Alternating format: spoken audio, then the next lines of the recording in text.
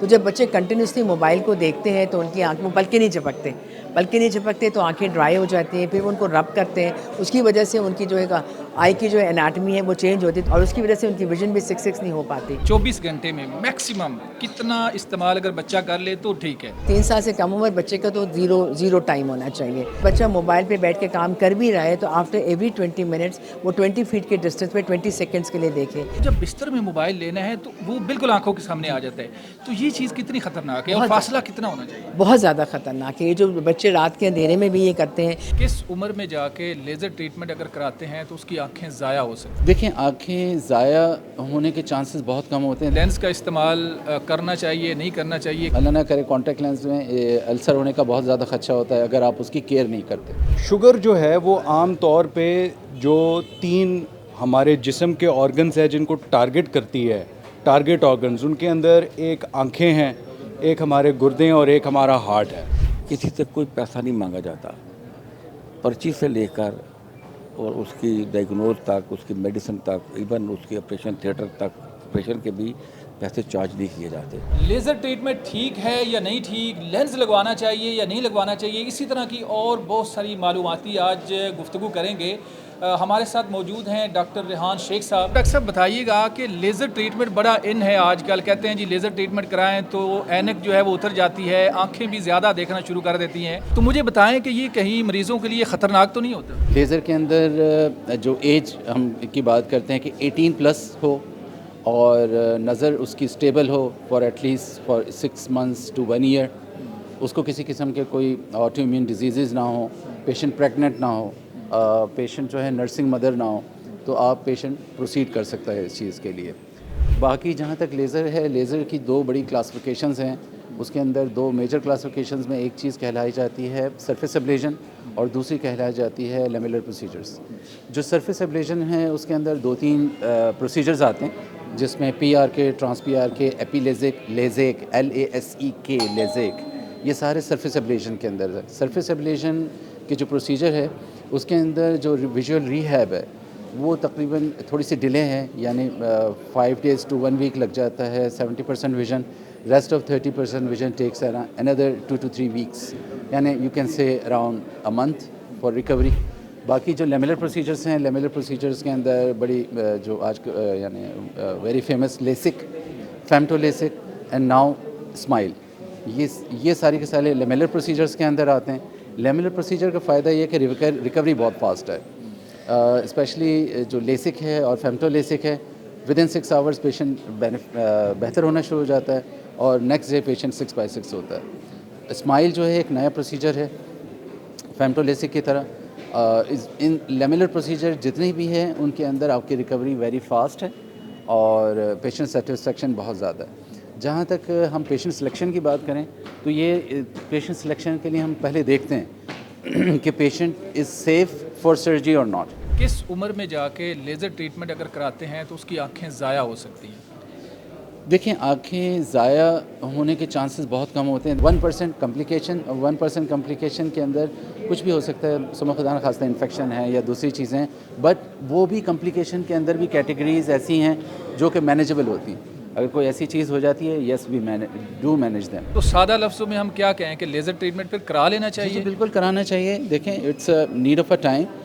किसी ज़माने में ऑप्शंस नहीं थी, अब यस ऑप्शंस हैं। हमारा जो धूल मट्टी वाला माहौल है जी। इसमें लेंस का इस्तेमाल करना चाहिए, नहीं करना चाहिए? देखिए, कॉन्टैक्ट लेंस में तो 2 मेजर किस्में, एक सॉफ्ट कॉन्टैक्ट लेंस कहलाते हैं और एक RGP हार्ड कॉन्टैक्ट लेंस कहलाते हैं। तो हार्ड कॉन्टैक्ट लेंस तो स्पेशल सिचुएशन में दिए जाते हैं केराटोकोनस के पेशेंट्स वगैरह को, लेकिन नॉर्मली जनरली इस वक्त जो मार्केट में चल रहा है that is soft contact lens. Soft contact lens में माइनस के नंबर भी होते हैं, प्लस भी है, आजकल टॉरिक भी आते हैं। सेफ़ हैं पहनना, लेकिन आप उनको सही तरीके से पहने, मींस कि आप सुबह पहने और रात को ज़रूर उतारें, चाहे आपने कितना ही एक्सपेंसिव क्यों ना लिया हो। चाहे वो डेली वियर तो सबसे बेस्ट चीज़ है, जो डेली वियर होता है वो आपने सुबह पहनना होता है, रात को उतार देना होता है। अच्छा, लेंस जो है वो रात को लगा के नहीं रखना चाहिए? बिल्कुल नहीं लगा के रखना अगर लगा के रखते हैं तो क्या इसमें मसला? देखें, अगर छोटी नैप है, दोपहर का टाइम है और आप छोटा सा नैप ले रहे हैं उसके साथ, नॉट एन इशू, लेकिन आप उसको अगर लगा के रखते हैं तो कॉर्निया को बेसिकली आप बंद कर रहे हैं, तो फिर कॉर्निया के अंदर जो है हल्की सी स्वेलिंग आ जाती है और आहिस्ता आहिस्ता आहिस्ता क्योंकि हाइपॉक्सिया की वजह से उस पर नसें पैदा होने शुरू हो जाती हैं विद टाइम। वो पेशेंट्स जो इस चीज़ का ध्यान नहीं रखते, उसमें हमें जो है कॉर्निया के ऊपर उनके नसें पैदा हुई हुई नज़र आ रही होती हैं और हमें पता चल जाता है कि यस पेशेंट जो है वो अपना कॉन्टैक्ट लेंस उतारता नहीं है रात को। तो ये उसके अपने लिए डेंजरस है और अल्लाह ना करे कॉन्टैक्ट लेंस में अल्सर होने का बहुत ज़्यादा खदशा होता है अगर आप उसकी केयर नहीं करते। डॉक्टर साद अजीज़ हमारे साथ मौजूद हैं, इनसे हम गुफ्तगू करेंगे कि शुगर पेशेंट जो है इसकी नज़र ज़्यादा वीक क्यों हो जाती है और अगर हो जाए तो फिर क्या करना चाहिए। शुगर जो है वो अगर हम उसके स्टैट्स उठा कर देखें तो 2002 के अंदर हमारे मुल्क के अंदर जो स्टैट्स बताते हैं वो ये है कि तकरीबन 3.3 मिलियन लोग 50 के बाद जो थे वो मुतासर हुए थे शुगर से, और अब जो लोग हैं जो कि इस बीमारी से मुतासर हुए हैं उनकी तादाद तकरीबन 4.1 करोड़ तक जा चुकी है। तो ये एक ऐसा नंबर है जो कि बहुत ज़्यादा है। तो शुगर जो है वो आम तौर पे जो 3 हमारे जिस्म के ऑर्गन्स हैं जिनको टारगेट करती है, टारगेट ऑर्गन्स, उनके अंदर एक आँखें हैं, एक हमारे गुर्दे और एक हमारा हार्ट है, ठीक है। तो उसकी वजह से जो असरात पेश आते हैं आँखों के ऊपर, वो असरात को रिवर्स करने का जो एक तरीका है वो वाहिद यही है कि शुगर को कंट्रोल किया जा सके। इस वजह से यहाँ पर हमारे पास जितने भी पेशेंट्स आते हैं उन सब को हम सबसे पहली जो एडवाइस है वो यही करते हैं कि शुगर को कंट्रोल करें, और शुगर को कंट्रोल करने के बाद जो है वो हम उनको मुख्तलिफ जो उसके ट्रीटमेंट ऑप्शंस है उसके बारे में आगाह करते हैं। अच्छा, जब शुगर पेशेंट आता है और उसकी नज़र वीक है तो एक तो ये हो गया कि शुगर को कंट्रोल करे, दूसरा साथ नज़र का ट्रीटमेंट हो सकता है या क्या उसका तरीक़ाकार है? जी बिल्कुल, हमारे पास यहाँ पे state of the art facilities हैं और उसका जो ट्रीटमेंट है वो बिल्कुल पॉसिबल है।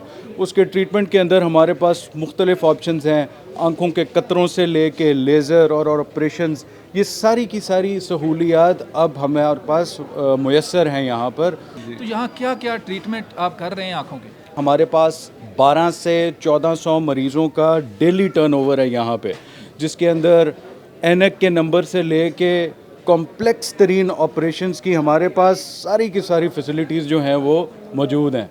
तो हमारे पास जो डेली जो ऑपरेशंस हो रहे हैं वो तकरीबन 80 to 100 ऑपरेशंस हैं जो कि डेली बेसिस पर हो रहे हैं। पेशेंट टर्नओवर बढ़ने की वजह ही यही है कि यहाँ पर चेकअप्स जो हैं वो एब्सोल्युटली फ्री ऑफ कॉस्ट हैं, और जो नॉमिनल कॉस्ट चार्ज की जाती है वो ऑपरेशनल कॉस्ट है।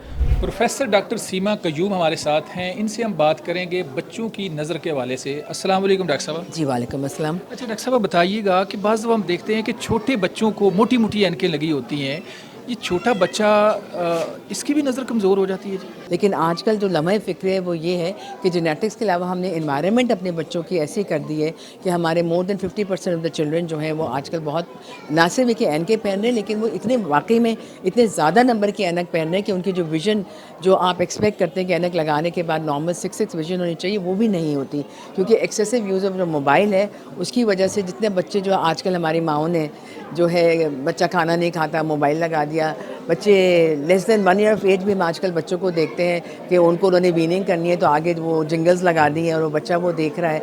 तो जब बच्चे कंटिन्यूसली मोबाइल को देखते हैं तो उनकी आँख में पलकें नहीं झपकते तो आंखें ड्राई हो जाती हैं, फिर उनको रब करते हैं, उसकी वजह से उनकी जो है आई की जो एनाटमी है वो चेंज होती है। तो आजकल जो बच्चे हैं उनके न सिर्फ एक मामूली एक ऑर्डिनरी सिंपल स्फेरिकल नंबर नहीं लग रहा, उनके कॉम्प्लिकेटेड नंबर्स होते हैं जिसमें सिलेंडर ऐड हो जाता है और उसकी वजह से उनकी विजन भी 6 नहीं हो पाती।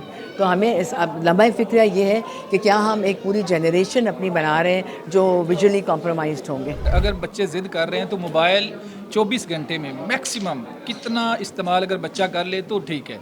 जो लेस देन 3 जो रिकमेंडेशन है पीडियाट्रिक एसोसिएशन की वो ये है कि 3 साल से कम उम्र बच्चे का तो ज़ीरो टाइम होना चाहिए।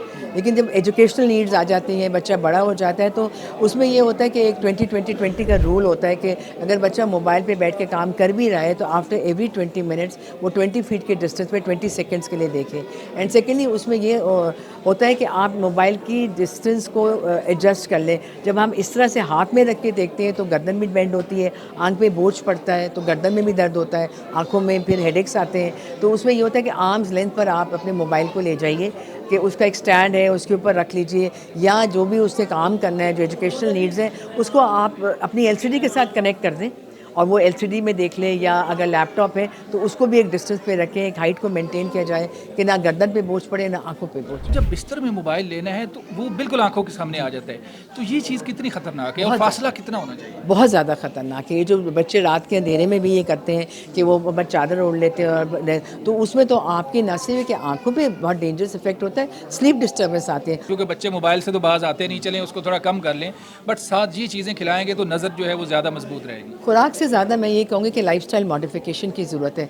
हमारा जो है कि हमारी आउटडोर एक्टिविटीज़ ख़त्म हो गई हैं, और ये बहुत सारी स्टडीज़ हैं जो वो ये कहती हैं कि अगर बच्चे धूप में रोज़ाना एटलीस्ट 1 घंटा खेलें तो जो उनके नंबर की प्रोग्रेशन है वो स्टेबल हो जाती है। तारक मुगल साहब हमारे साथ हैं, इनसे पूछते हैं कि इतना बड़ा हॉस्पिटल कैसे मैनेज हो रहा है, बड़ी अमाउंट चाहिए होगी, क्या सिलसिला है, कैसे चलाते हैं? ये अल्लाह की ख़ास करम नवाज़ी है कि अल्लाह ताला ने हमें तौफ़ीक दी है।